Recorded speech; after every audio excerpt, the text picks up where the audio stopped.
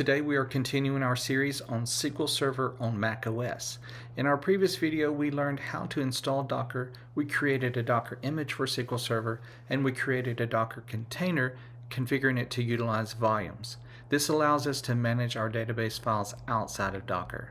In this video today we will learn about Azure Data Studio. We will download and install it and add a connection to our new server running inside of Docker. Let's get started. Open your browser and search for Azure Data Studio. Then look for the Download and Install Azure Data Studio link. From this page, scroll until you see Mac OS and click the zip file to download.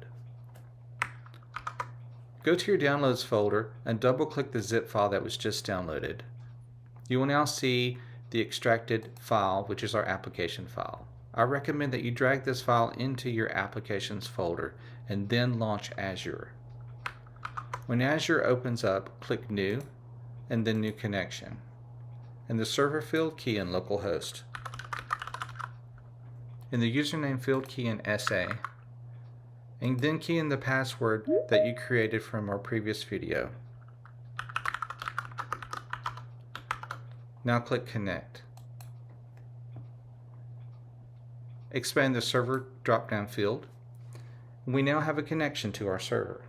In our next video, we will create a new database, add a couple of tables, and see what a connection string looks like from a client application. Thanks for watching. Please like and subscribe to this channel.